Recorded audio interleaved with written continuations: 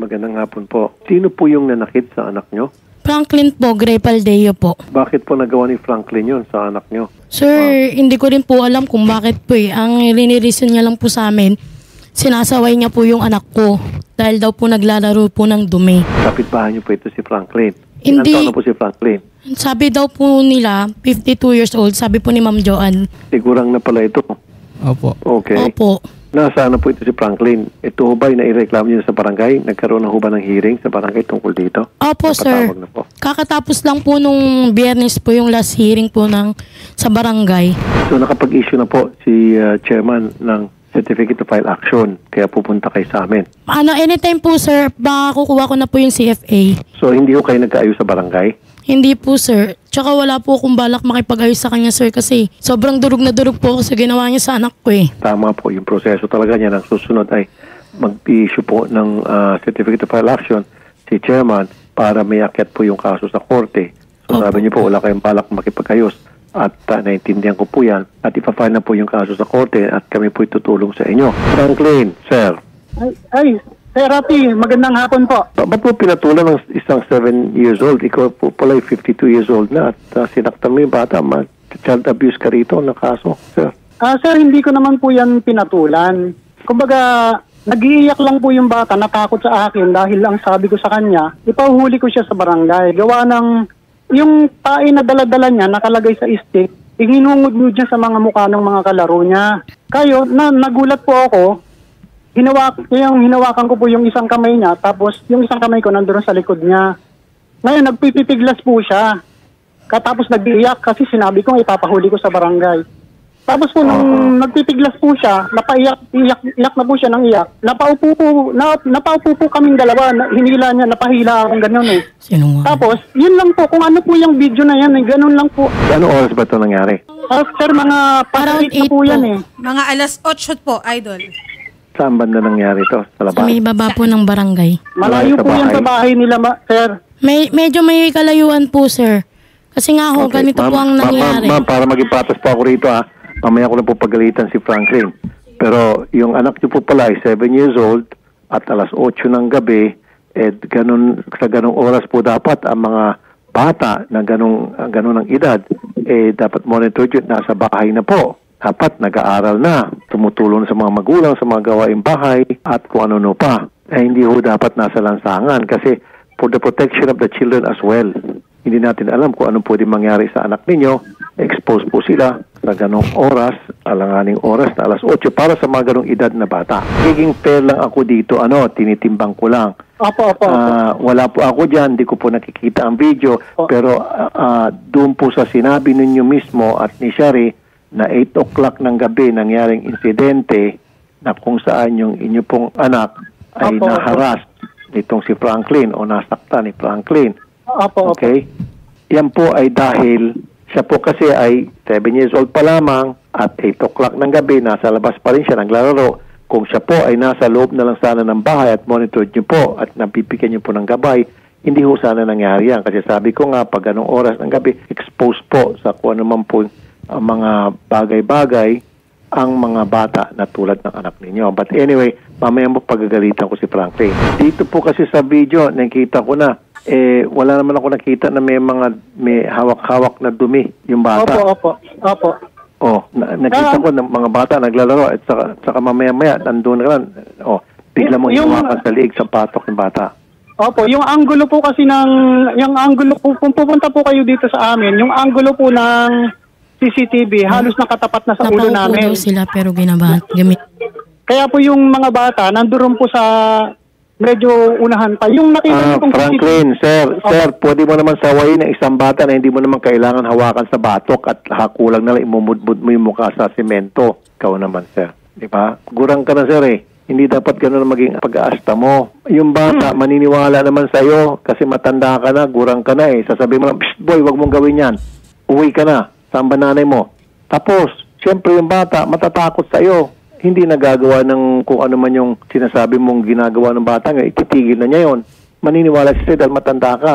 Hindi mo naman kailangan paggamitan ng puwersa. Sa ganun ka ba magdisiplina sa anak mo, sasakalin mo, imumudmud mo? Hindi po, sir. Hindi, sir, hindi ganun klase. Unang-una, sir, hindi mo anak yan. Okay? Pangalawa, kahit na anak mo yan, hindi ganoon ang tamang pagdisiplina sa mga bata. Opo. And then pangatlo, pag sinaway mo, sasabihin mo lang, oy boy, wag mo nang gawin yan. And then after that, tumawag ka sa barangay. Opo. Oh, para dumating yung mga taga-barangay, papatawag yung mga magulang. Ang ginawa mo, nilagay mo sa kamay mo yung pagdidisiplina sa bata na maling pamamaraan sa pagdidisiplina. Diyan tuloy mayayari ka kung talagang totoo yung maganda yung hangarin na para awatin yung bata na hindi na siya makapanakit, magkalat ng dumi para maipahid niya sa kanyang mga kalaro. Kung talagang totoo yung hangarin mo yon, ngayon, mababaliktad ka, ikaw pa ngayon makakasuhan, makukulong ka pa. Opo. Hindi ka dapat pumapato sa bata. Diyan po siya sa video, maliwanag na pumatol ka sa bata. Kahit pa sabihin natin, gumagawa na ng hindi na tama yung bata. Sana, sinaway mo lang. Pwede mo naman sawayin, pwede mo naman sitan yung bata, tigil ka na dyan, uwi na kayo. Tapos, hindi yung hawakan mo sa liig, sa batok, tapos halos umubudbud mo, yan, nayari ka.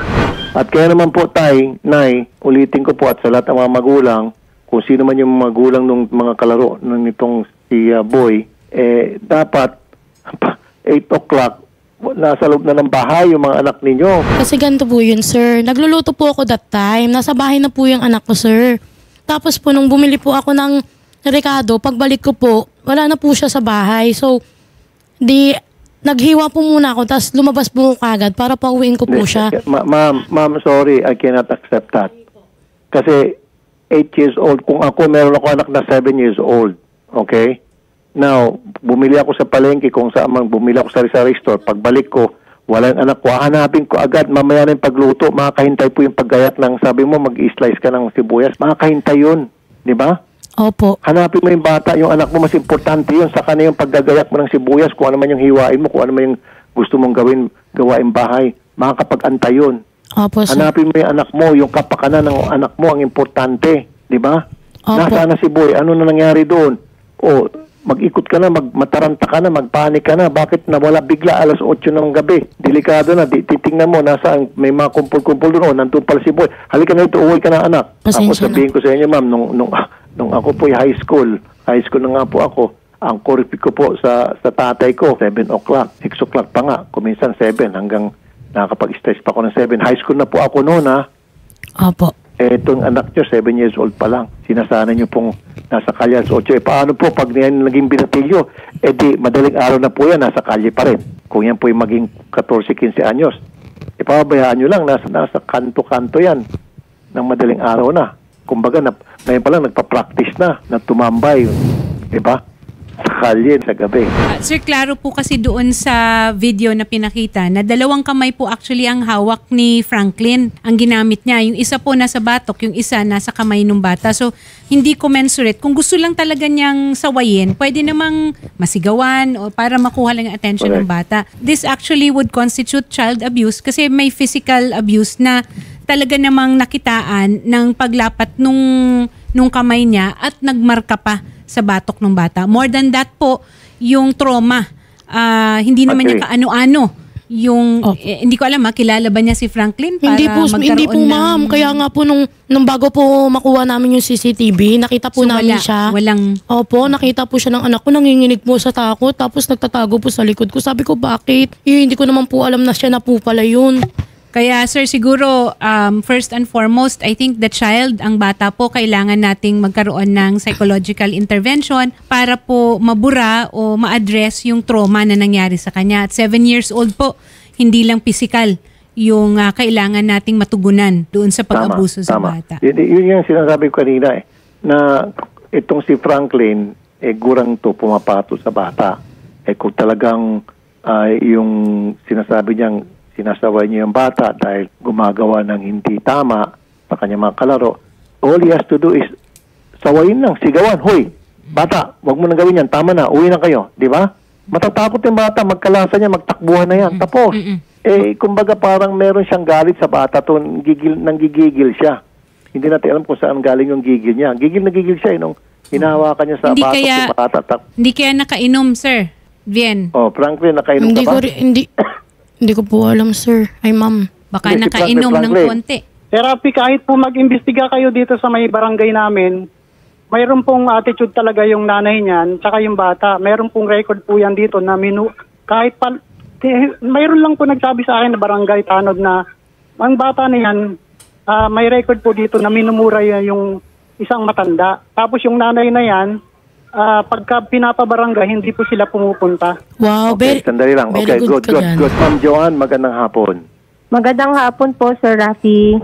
Okay, totoo ba may record na po sa barangay itong parents ng bata, maging itong bata na derogatory? Bali kasi po, Sir Rafi, baguhan lang din po kasi ako sa barangay namin. Noong November lang po ako nag-start magtrabaho as a bank. Ma'am, sino po hindi baguhan na pwede namin makuna ng impormasyon kung meron bang derogatory record itong pamilya nitong bata? Di ko, wala naman po na may ganun siyang record kasi wala. Nagtingin din ako sa mga old books namin. Wala. Okay. Sinungaling Wala. talaga. Okay. So Franklin, sinungaling ka? And sir, ayun pa, sabi lang po yun ng mga taga-barangay sa akin. Tapos yung nanay na... Well, sir, Opo, huwag mong sir. gamitin yung salitang... Kahit nga po yung- Sandali, huwag mong ano sabihin eh. na barangay kung wala kang record. Kung hindi pwede hearsay yung sinasabi mo, sabi lang. Ayan, sabi mismo ng barangay, wala raw derogatory record itong pamilya ni Boy. O, yari ka. Kasi kaya kita mo, binibigyan kita ng pagkakataon na para naman mabalanse rito. Kasi kung talagang totoo may record tong bata at may record yung magulang na palaging nagwawala at kinukonsinti yung pagiging bastos ng bata, may kunting punto ka sa amin. Hindi po, sir. Kaya sabi ko sa inyo, kami na maging neutral na lang kami para pag-ayusin na lang kayo. Di ba? Wala palang record eh. Ikaw ang may record ngayon. Siya po ang may record, ma'am. Siya po Okay, yung Franklin. pinsan po ng kapatid ko. Nag-referee po yan ng basketball. May video rin po na bigla na niya rin pong sinapak yung pinsan po niya. Siya po ang may record, Ikaw pala hindi may po record, ako. Franklin? Therapy. Sir, meron po akong ebidensya ng ginawa niyang pananakit din sa pinsan naman po ng asawa ko. O so ibig sabihin, siguro reklamo po yung rin galit po niyo yun. po. Yung galit niyo po siguro sa mga matatandang kamag-anak ni Boy, ibinaling mo dito sa bata, kay Boy.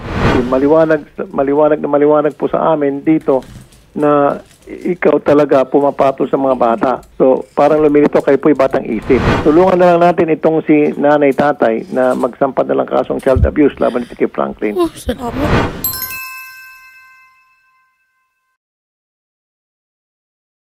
Colonel Nicanor, magandang hapon. Magandang hapon po, Honorable Senator Rafi po, sir. Meron po kayong Women's and Children's Desk dyan po, sa inyo pong stasyon? Yes po, sir. Meron po kami Women's and Children's Desk po dito na nakatutok po sa mga kaso po involving women's and children's po. Ay, salamat. Very good. Okay. Sige po, kasi Colonel, sasamahan po namin ng isang bata dyan na very clear sa amin ngayon na biktima po ng child abuse.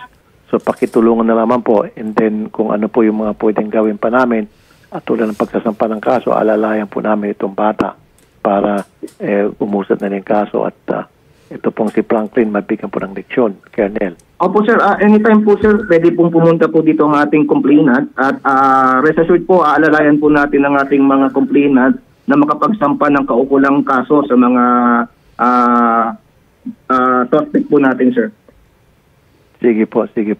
Ngayon pa lamang po, Colonel, kami po ay nagpapasalamat sa inyo. Sobrang thank you po, Colonel, sir. Thank you, Colonel. Yes po, sir. Maraming salamat po at makakaasa po kayo sa tulong na magagaling po sa kapulisan po ng QCPD. Maraming salamat po at mabuhay po kayo.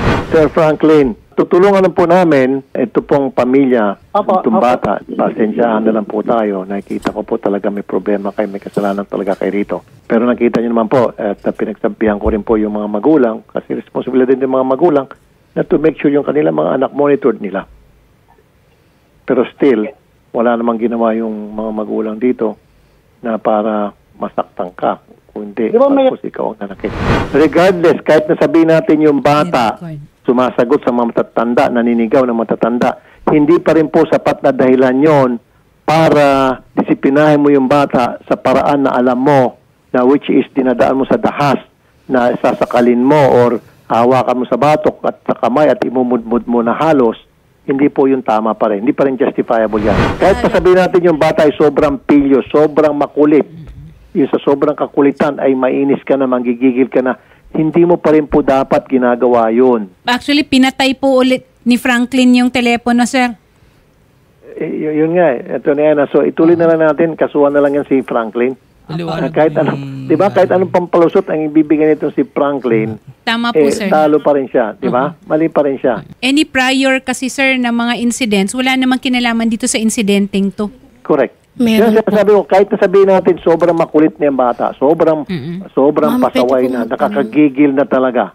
Okay, Dennis the Menace na hindi pa rin justifiable yung ginawa niya. However, kasi tayo rin dito para naman mapangaralan at maging patas tayo mapangaral di mga magulang, yung sinasabi kanina ito ni Ana na dapat ang mga magulang minomonitor yung kanilang mga anak. Tama? You agree? Yes po, oo. Kasi yung parental authority po at saka responsibility, hindi po natin maipagkakaila na dapat talagang tugunan at gampanan ng mga magulang Yes. din. Magbibigyan ko ng example. Pasensya na po, Nayat, pero tutulungan ko po namin kayo, Nay. Yung bang sabi niya, pumilis tindahan, pagbalik niya, naggayak siya muna, hindi na, yung bata pala, wala na doon. Kasi kung ako, ang una kong gagawin, hanapin ko yung anak ko. Mamaya na yung mga paggayak, pagluluto, kung ano man yan. Unahin ko yung anak ko, alas 8 ng gabi na nasaan yung anak ko, di ba? Pag ganung oras po kasi marami pa pong naglalarong mga bata sa amin. Pero yun nga, ang sinasabi ni Senator, wag na, hindi naman porke marami pang ibang bata sa labas, pababayaan na lang natin siya, di ba? Diyan nga nagkakaroon ng riot kuminsan, di ba? Pag may mga riot, Opo. sa crossfire yung anak ninyo. Baka Pag sa gabi kasi marami pwede mangyari. May mga lasing dyan, may mga kaskasero, may mga barumbado, at tulad niya si Franklin barumbado, delikadong anak nyo. Kaya dapat, pagdating ng ganong oras, yung anak nyo, monitored nyo, sinisiguro nyo nasa loob na ng bahay. Yun po yung ibig sabihin kanina. Pero still, mali pa rin si Franklin kahit na yung anak ninyo nandiyan na sa labas na pabayaan, hindi pa rin dapat niya sinaktan. Makakasuhan ka siya dito. Okay lang po. Sasagutin ko po yan sa husgado. Very good, very good. Yun na naman po.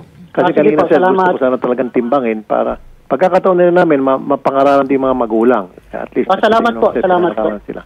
Pero sir, mananagot ka rito, okay? Maganda. Salamat po, sir. Salamat po. So ano yun, kaso ito ni Ana, child abuse. Yes po. Oo, under RA 7610 po, sir, Special Protection of Children. May impormasyon lang po ang ating complainants, ano? Vian, ano yung sinasabi mo? Sino yung kausap kaya ni Franklin kanina? Kasi ano po sir, may kapatid po siyang kagawad. Kaya po siguro syempre hindi naman natin masabing hindi niya po pinapangaralan or tinuturuan ng mga dapat gawin, ganun. Siguro po kaya sinasabi niya po na kahit wala naman po akong record sa barangay, sinasabi niya may record po ako, mali ka doon, ako ang nagrereklamo. Pero hindi ako nareklamo. 'Di ba? Pares po kayo ni Cap na ginudge niyo ako base sa mga sinasabi lang sa inyo. Kayo nga, hindi ko kayo ginudge kahit nasaktan niyo yung anak ko. Magsasampa din po kasi siya ng kaso against po sa asawa ko at sa kapatid po ng asawa ko at pinsan ng asawa ko. Ano po isasampa niya? Anong dahilan? Physical po. Sir, physical sir. Inaamin naman po namin na talagang nasaktan po siya ng kapatid ng asawa ko. Pero yung asawa ko po, na daplisan po niya, nasuntok po niya, pero hindi naman po ganun kalala. So dalawang emosyon, nasuntok niya po si Franklin. Opo. Also magka-counter siya. Opo. Yun po, may karapatan rin naman talaga rin si Opo, sir. Franklin na Ay, ma'am. Oo, na magsampa ng kaso, physical injury, sir. Pero titingnan ng husgado yung circumstances. So kung yun nga, sir, yung sinasabi natin na kung nagdilim ang paningin, tapos yung circumstances po will dictate kung ano ba ang kahihinatnan. Pero mas mabigat yung child abuse. Ay, oo, sir. Nakaso. Oo naman, sir. Kaysa doon sa physical injury. Yes po. Slight Opo. lang yan, slight Opo. physical injury. Kung sakaling Opo. naman, kung may sugat o may black eye o may pasa. So slight physical injury yan pwedeng isampa ni Franklin laban sa tatay ng bata. Yes po. Pero itong magulang ng mga bata pwede magsampa ng child abuse. So mas mabigat yan, Yes tama? po. Yes po. Pagalingan na So lang. magkakaroon ng counter charges, parang ganyan ang mangyayari. Opo. Pero sige, sasampa natin yung kasong child abuse laban kay Franklin. At si Franklin, sabi mo nga, tama nga naman, may karapatan din siya magsampa ng kaso laban sa tatay ng bata. Dahil siya Hindi lang po sa tatay, pati po sa kapatid niya. Hindi parang sa akin lang. At saka pinsan niya po. At saka, Hindi wala na yung pinsan. Tatlo. Hindi, kasama daw Tatlo yun si eh. Franklin. okay. Kasama. Sinabi po nila na So titingnan na lang natin, sir, kung ano naman na magiging ebidensya. At saka kung paano nila ihahain yung kaso. Opo. Yun ba ay dumaan rin sa barangay? Hindi pa po kasi nung una po, hindi po talaga siya hindi niya itutuloy, ganyan. Pero ako po talaga, kahit hindi po niya ituloy niya, talagang desidido po ako kasi ino-offeran pa nga po ako niya ng pera. Pero alam mo, Attorney Aina, very common yan na kapag ang isang magulang nakita niya na yung kanyang anak ay sinaktan, magre-react siya Yes. Diba? In some cases, yung magulang na nakita yung kanyang anak ay sinaktan, maging emotional at mananakit din doon sa nanakit. But mali pa rin yun, kung tutuusin. Pero ito yung kadalasan na yung ginawa labang kay Franklin, itong mga magulang ni Boy, ay kadalasan ay nagagawa ng ibang mga magulang. But again, what I'm saying is that should not be the case. Huwag ilagay sa yung batas na kamay. Tama? Opo. Depende po sa sitwasyon. Baka maaring maging, ano ba tinatawag natin doon, exempting circumstance or mitigating circumstance yung naganap na pang-aabuso doon sa bata. Ano ba yun? Right after na mangyari o inantay muna ng isang araw? Kasi mga 2 days pong nangyari. Kasi hindi ko po talaga actually pinaalam dun sa kanila. Ako lang po ang hanggat wala po akong ebidensya. Opo. 2 days after. Pero po siguro kasi hindi nga sinabi So lalo sigurong umalma yung galit na nadagdagan yung galit na 2 araw na pala itong ganito. Kasi alam ko talaga ma'am na may possibility magganon na pwede pong magkaroon po ng sakitan. Saan nangyari yung sakitan na ito? Sinugod nyo ba? Ano ba? Hindi po, yung sa asawa ko po, nagkasalubungan po kami.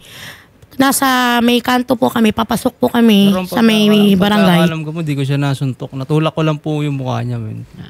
Okay. Again, a matter of evidence yan. Sir, magiging evidentiary po yung labanan nito. Opo. Kung paano ihahain yung kaso. Ito sa akin on a practical sense. Una, like I already said, Attorney Aina, marami sa mga, alam ko, sa mga magulang, experience natin to, na kapag nakita, kahit sino siguro mga magulang nakita nila, especially pag yung right there and then nakita nila yung kanilang anak o nabalitaan nila yung kanilang anak, bata, sinaktan ng isang gurang, magre-react. Ilan sa kanila mandidilim, nakagawa ng pananakit tulad itong ginawa ni Joshua kay Franklin. Again, which is wrong. Dapat hindi. Don't put wag ilagay sa kamay yung batas. Kaya may sinatawag tayong batas. Masakit nga naman yung ginawa sa anak natin, pero hindi dapat natin ilagay sa kamay yung batas. Pag-react ng dahas. Ang dapat ginawa, nagsumbong sa Women's and Children's Desk. Yes. Or sa barangay muna, and then after sa barangay, nagpablate na sa PNP. Yun. Kasi kung ganun rin lang pala lahat ng mga magulang, tuwing may nangyari sa kanilang kamag-anak, agad-agad mag-react, chaos ang kainatnan. Tama ba? Opo. Kaya nga nandyan yung barangay at nandyan yung police na para sila ang mag-pacify, sila ang gumawa ng paraan na magkaroon ng proseso, makakuha ng justisya ang dapat magkaroon ng justisya. But anyway, maling-mali pa rin talaga si Franklin. Opo. And yung ginawa din ninyo sa Joshua, next time, sa lahat ng mga magulang, magtimpi-timpi. Pag nabalitaan nyo na, yun, merong gumawa ng hindi tama sa inyo, kamag-anak, nandiyan yung police, nandiyan barangay. Maliban na lang, maliban na lang kung right there and then nakita mo sa dalawang mata mo, sinasaktan. Maski na siguro ako, nakita ko halimbawa yung anak ko, sa harap ko, sinasaktan ng kung sino man, wala na, bahala na. Bahala na. Hindi ko sasabihin ngayon kung anong gagawin ko. Pag nakita ko, siguro kahit na sino magulang, pinagsusuntok yung anak ko, binabatukan, tinatadyakan, minor de edad yung anak ko. Nakikita ko, right there and then, hindi ako papayag na nakatayo lang ako, papabayaan ko lang, tapos tatawag ako ng pulis, hindi. Gagawa ako ng hakbang. Kung ano man yun, hindi ko na muna sasabihin. Diba? Ganon din siguro maging reaksyon ng ibang mga magulang. Tama? Kahit ako, sir, baka makikipagsabunutan na siguro ako. Ako na mismo ang, doon, makikipag-rumble na ako. Exactly. Siyempre, di mo na pababayaan yung anak mo, winawalang hiya sa harap mo. Gagawa ka ng hakbang na para mailabas mo yung Diba? Bugso ng galit mo na yung anak mo inaapi. At importante makakuha ng hustisya itong mga magulang ni Boy dito sa ginawa ni Franklin. At si Franklin naman pwede naman magsampa ng kaso. Tingnan natin sa korte. Okay? Kung ano magkahinatnan. Sige, thank you, Atty. Aina at Shari, thank you. At salamat po, Ma'am Bien at Sir Joshua. Salamat din po, sir. Po, sir. Maganda po. Huwag ko kayo magalala. Tutulungan po namin kayo pag-file sa filing fee at kung ano na po mga kailangan sa kaso, kami po ay aalalay sa inyo. Salamat po. Maraming salamat. Maraming salamat, yung Sir bata, Rafi. ipapaano din natin pala na Atty. Aina, di ba? Ipapaano natin? Oo, psychological, may counseling dapat sa bata. Counseling, evaluation, psychological evaluation kasi may doktor ang makapagsasabi kung itong bata nga talaga ay na-trauma, di ba? At gagamitin yung expert opinion ng isang doktor pagdating sa korte. Am I right? Opo. Yes, sir. Kaya dapat magkakaroon, ipapa-evaluate pa. Tayong gagastos niyan. Papa-evaluate natin sa isang doktor yung bata at papa-therapy and all. Okay. Sige, thank you, Atty. Aina. Ma'am Bien and Sir Joshua, kakausapin po kayo ng staff po namin sa likod. And then, papasamahan po namin kayo ng reporter po ni Senator Rafi. Okay, sir? Sige po. Salamat po at magandang Thank you hapon po. Thank you po so much po.